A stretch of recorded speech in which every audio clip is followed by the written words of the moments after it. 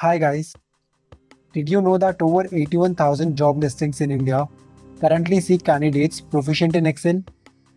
Mastering Excel can be the edge that sets you apart. In this video, I've combined the most frequently asked Excel interview questions into just 5 questions so that you wouldn't be required to watch other Excel interview videos. Let's get started. The first question. You have to compare two datasets based on sales and highlight the inconsistencies.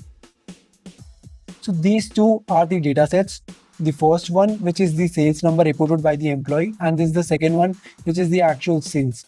You have to compare them both, and you have to find the inconsistencies between them. How would you do it? First thing, when there are two different tables and you need to shift this column to the first table, you will use VLOOKUP. But what will be the key? In this case, the key would be the full name of the employee, but here we only have the first name and the last name. That means we will have to first make a key. For this, we can use concat first name and then last name. But even this is not right because there is no space here, and in the first table there is a space between first name and last name. So we will simply add the first name space the last name. Now this seems valid, right? We can proceed ahead. But instead of concat, we could have also used the text join. The first, as you can see, the first parameter is the delimiter, which is space in our case. The second parameter is, do we need to ignore empty cells or not? Let's just give it as true and then select the first name and then the last name. That's it. Now, since we have the key, we will have to make sure that when we look up, the key has to be in the first row. So that's why I will make a row here and then paste the key here. You see, when I try to paste it, it is giving me reference error. Why? Because the formula has now changed. So that's why I have to copy it and I have to press Ctrl Alt V and then paste as values. That's it. I have my key also. Now I simply need to VLOOKUP. VLOOKUP, employee full name, ID, fifth row, fifth column. I also need to log these cells. Done. Now I have my sales number here. Sales recorded. Now let me find the difference of it. This minus this. You see there is no difference. But let's just say there was a difference here. How would you highlight it? I mean, you can't just highlight because you will never know. There may be thousands of lakhs of rows and whichever row can have the difference. You will simply copy this and we'll go to conditional formatting. New rule.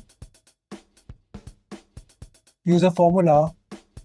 If this, just remove the dollar value, is not equal to 0, then fill it red. You see the formula is pasted and here you have the difference highlighted. That is how you compare two data sets and report the difference. Coming to the second question. How would you analyze sales data using pivot tables? Now we have the sales data here and you have to analyze it, as in you will have to find which product sold the most and which salesperson did the most sales.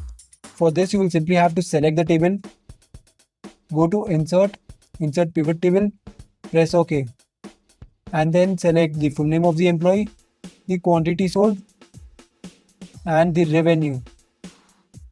Now you have this whole data with you.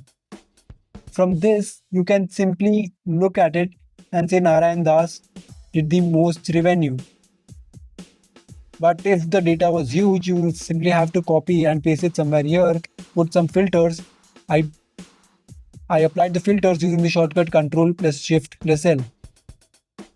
Now, with this filter being applied, just click on revenue and sort it largest to smallest. And here you have descending order wise who did the most revenue. Now, similarly, I can calculate which products sold the most. Now I want to calculate the month on month growth rate. For that, what do I do? Let me clear this out. For this, you will have to put month in the columns. Since I just want the revenue, I will throw out the quantity sold. Now there are different aggregation levels of month. I simply need the month, so I will throw everything else out. Now I have month wise and employee wise data. Now since I need the month on month growth rate, what I would do is I will first simply copy this, Control C, Control plus Alt plus V, paste it as values. Now first we need to convert this to date. Then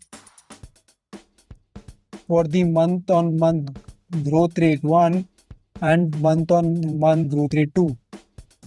The second month minus the first month divided by the first month. Similarly for all the other employees. Similarly for MOM2, I would do the third month minus the second month divided by the second month. Now this will give me the month on month growth rate.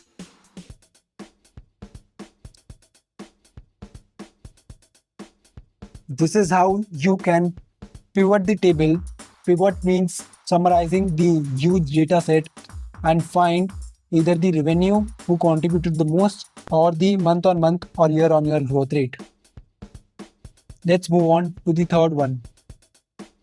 Let's say you have received a messy file.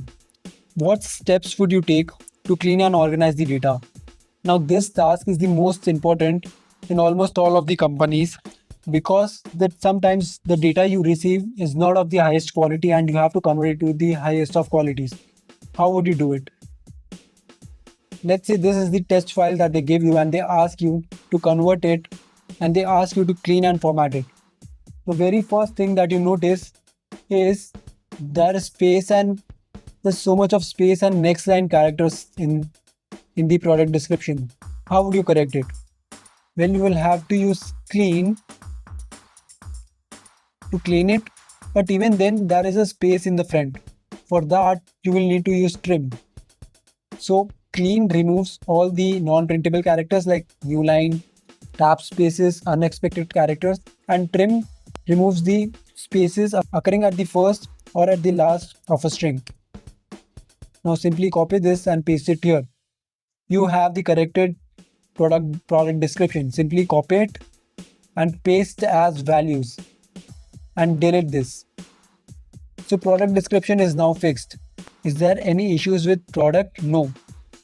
Is there any issues with price? Yes, there is. I mean, this is not in the number format. So you'll have to simply select the whole column, press Alt A E, or go to Data tab and press Text to Columns.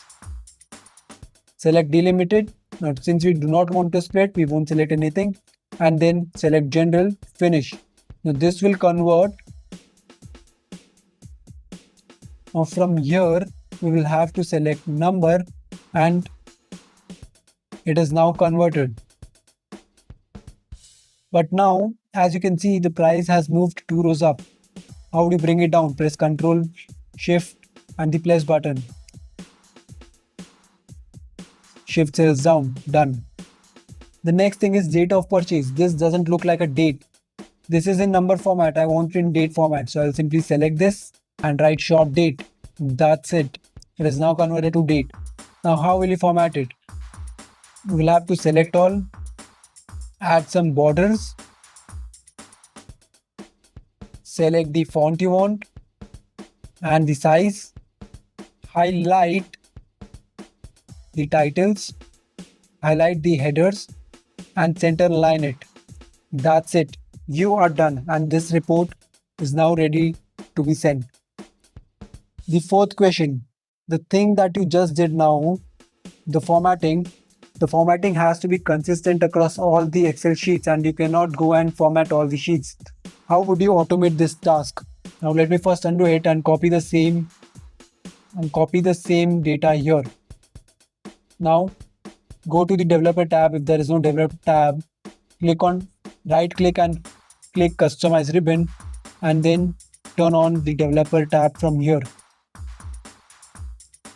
Now just click record macro. Everything you do will be recorded.